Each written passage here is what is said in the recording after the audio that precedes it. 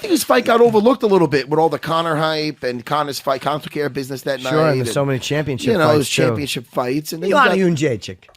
Oh, you love her. I love her. Smitten. She gave me that cute little wink when she walked by. Listen, pretty nice eyes, and she's pretty, and she has a nice voice too. Yes. I'm not talking about Frankie Edgar. No, we're talking about Derek Lewis. Hi, Frankie. How are you? Hey, what's up, guys? What's up? What's up, Frankie? I was just talking to Jimmy, and I'm like, fucking not poor Frankie because he handled business the other night, but I'm like, your fight kind of almost got overlooked with all there was like how many 3 championship fights.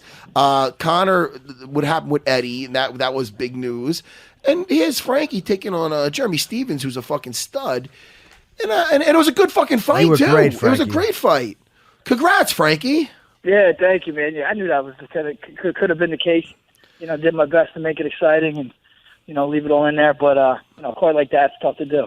It was exciting, man. It was. We were going nuts in the back. I mean, Jimmy, we were all in the same. It was a cool locker room, man. Yeah. Because it was us with Chris, myself with Chris and Longo, and then we had Mark Henry with my buddy Ricardo Almeida with Frankie and with Eddie in the locker room, and then we had our buddy Rafael Natal, which is Sapo. Henzo was there, so it's all of our crew was in this locker room, man, and.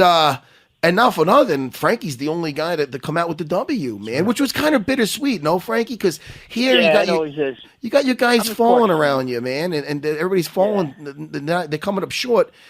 And then, when you win a fight, it's like such a happy feeling. And how did you feel, like, not with everybody losing, but, like, especially with the Eddie situation? Was it just a... Yeah, no, I mean, honestly, Mark is he's like a big brother to me, and I want to see him win just as much as he wants to see me win, and when he's in the corner of these other guys, and also, I become friends with these guys. I become friends with Chris. Me and Eddie grew, came up together. Even Caitlin, I see, we're all trained together, see him sweating there. You want to see him do well. So it definitely sucks. But, I mean, I definitely enjoyed my victory as much as I could, but it would have been a lot sweeter if all the guys were able to come through. Yeah, I was gonna actually call you or text you the next day because I remember leaving. I was bummed out. Usually, like, if one of my guys, like, loses, and I told Jimmy this, too, I usually just leave. I don't watch the rest of the fucking fights. But Dana hooked me and Jimmy up with such great tickets, man. I almost felt that would be disrespectful. Yeah, and then I still have to watch the fights for the show and everything. So I took a fight off. I went up and I watched Joanna's fight, and one of my buddies, Abe, had a skybox, and I did some Patron, and I came back a little better and watched the rest of the fights with Jimmy. But I wanted to, in the locker room that night, I wanted to... I don't know. I don't know if I left without saying goodbye to you. I know I said hello to your wife, and I just wanted to say, man, fucking good job, Frankie. I know I said it already. Brother. Thank you. Yeah.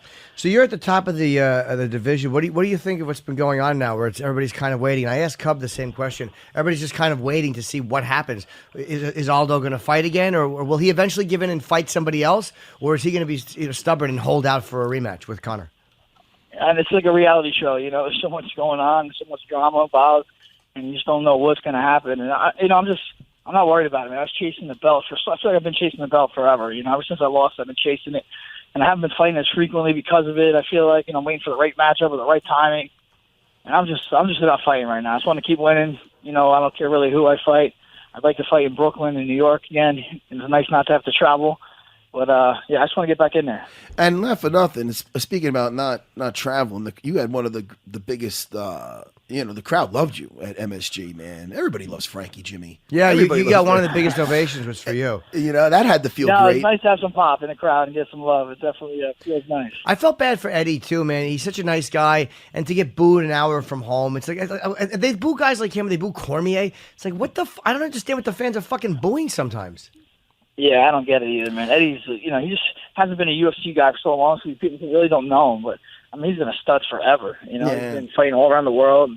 He deserved everything he gets, and, it's a shame that, some of these fans don't back him up. It's funny, these Irish people, they're not Irish, man. They're Americans, you know what I mean? Yeah. But they ride with their Irish heritage, which I get, too, And Conor's an attractive dude. He says a lot of funny shit, so... I get it. You did say, too, you might be willing to drop down to bantamweight to compete. If this kind of gridlock continues in the featherweight, what about Garbrandt Cruz? Would you be willing to drop down to fight one of them, or are you happy with the weight you're at? I think I'm good right now. I wouldn't, if someone offers me a title shot, I'd be tough to pass up. But I'm not really pursuing it. I guess I'm not really asking for it. But if they came to me and said, "Hey, do you want to fight for title 35?" I would strongly consider it. You know. And I don't want to. Oh, go ahead. Sorry, Frankie. No. Cutting weight sucks. Yeah. I don't have to. I wouldn't. But for a title, that's a little more enticing. I was gonna say, now I don't want to keep dwelling on this because I know it's depressing, especially for you because he's a teammate and a friend. I mean, myself, along with a lot of other people, I picked Eddie to beat Conor, and I thought it would. And from what his game plan he said afterwards was, to sum it up, basically, circle away from the power side and mainly wrestle. I thought he would have a lot of success, and I picked him to win, and I thought he would be fighting similar to the way he fought Pettis. He's chalking it up where he's saying that he did not follow the game plan and he basically blew it. Do you think it's something that Conor's doing in there that's just shutting guys down and not letting them pull that trigger, or is it what Eddie's saying? What do you feel about that? No, I think it's a little bit of both. I think when you're doing something you're not really ready for, it makes you abandon your game plan a little bit. Because you're expecting to do one thing, you're expecting something to work, and say it's not working. I think Conor just keeps his range so well. He starts playing with that front hand, gets you almost like lullaby, gets you sleeping, and bang, the left hand comes over top. And you just can't stay in front of him. I feel like Eddie stayed in front too much. And let's be honest, Conor must hit hard. He zinged him with that first left hand, dropped him real quick. I don't think Eddie ever was 100% himself after that. Yeah, and it's always those shots you don't see coming, and he's very exactly. He's quick and accurate. They're not super hard, They're not super hard. He must hit hard, but they don't look like he's loading up. They're just bang. They're on point, precise. You don't see it coming. You're not ready for it. Yeah. A lot of people are saying that if you were to fight him, that would be a tough fight for him. They said the same thing about Eddie Alvarez, but a lot of people have said you would be a very tough matchup for him. Even tougher than Jose Aldo, I believe. That's what I believe. Yeah, I think so. I think I match up well with him. I think with the right game plan. I do. I've seen what Chad Mendes did to him. I feel like I could do that for the whole time, not just round and a half. It's funny. Like, you don't seem like a guy, and I'm not just saying this because I know you, but you don't seem like a guy who is rattled as easily. And we just talked to Cub Swanson about that. It does matter sometimes because this young guy called him out, and that made him want to fight him. Is it hard to get under your skin with pre-fight shit and pre-fight talk, which would happen in that situation? Yeah, I don't think so, but it's easy to say when it's Conor's not standing across the table from me at a press conference talking a bunch of shit. That might get under my skin a little bit, but I'd like to think I would handle it the smartest way. I thought Eddie handled all that stuff that way, but it might have just the buildup of it all. I think kind of maybe just the magnitude of the fight and all the hype around. I think might have got to Eddie when he stepped in there on fight night. Yeah, the whole lead up, I thought he did great. With Conor and exchanging insults and whatnot, and he didn't take it too personal. I thought he did a good job with that. Man, he looked so good. I really, even in the locker room, everything. I was there. I'm like, he looks like he's in the zone. It just, and I don't want to downplay Conor either because Conor is he's making it happen. But I do respect Eddie. I do respect Eddie so much, and I've seen the wars, and he's not. And again, he doesn't get rattled normally, and. That's why it was a little. I was definitely shocked, but a lot of respect. I was too, man. Even when he got dropped the first time, I was like, it's all right. Eddie gets dropped every fight. Yeah, and it seems like his chin gets better as he goes. I'm like, McGregor's not going to be hitting as hard as he goes too. So I was hoping, even with the early knockdown, I still had some faith. But you got to give it to Conor. It's true, man. He takes his shots great. He's so precise with his striking. And I watched the fight again, and Eddie, what he said is true though. He was circling the wrong way and trying to enter with his hands, and it was odd, I guess. And I think he said that too. He can't really explain why he made some choices in there like that. Yeah. No, I just wonder if. This is the most hype of a fight he's ever been in, and like I said, I thought he dealt with it leading up to it good, but hey, fight night he might have just been like. Just too much.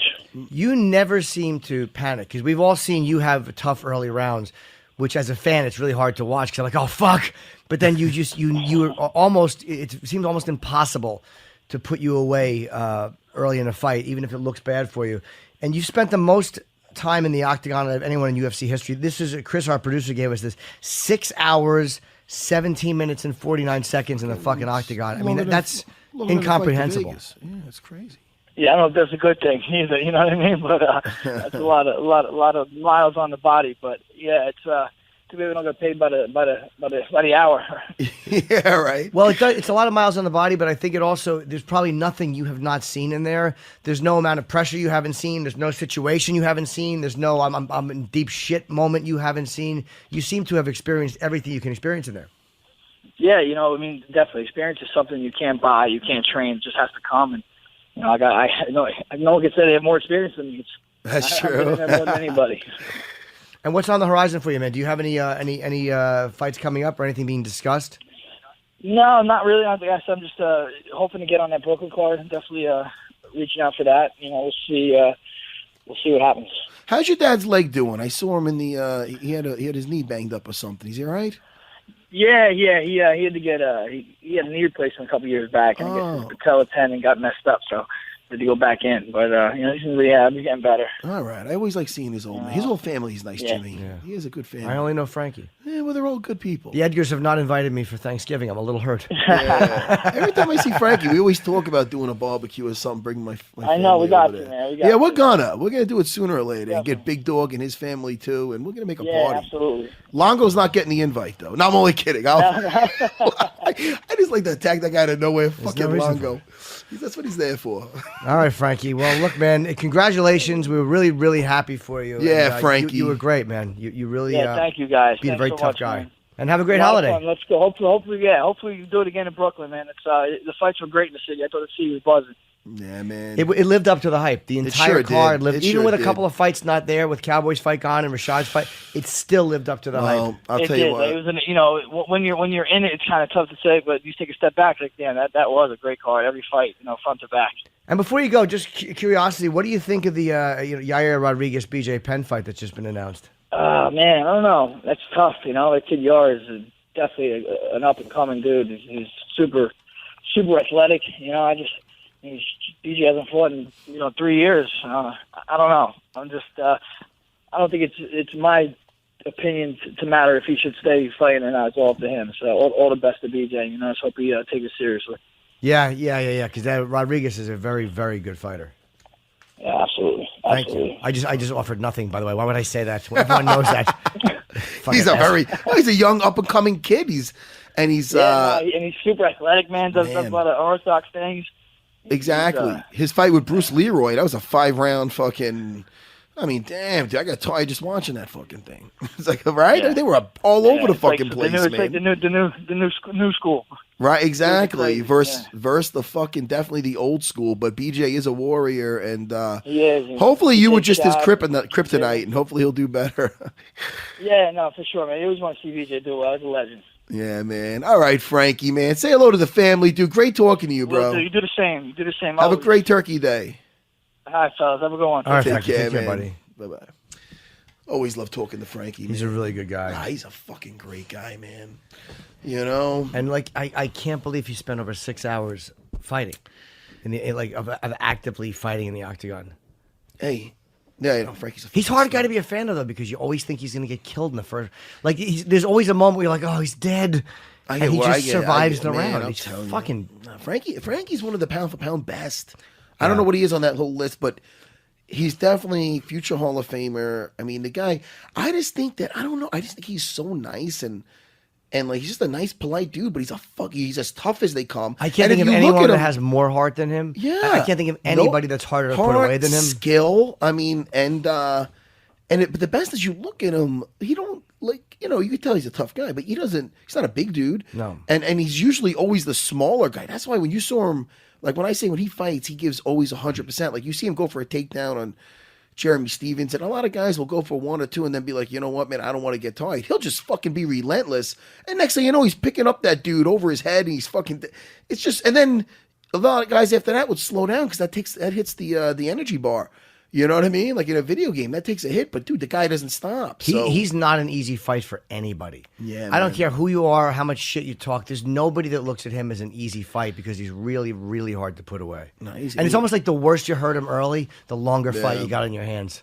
It was so weird. And the other day, like when we were in that locker room, because again, man, he was the only guy, and we had We had a lot. And I forgot about Caitlyn. Jenner. That's all I think about.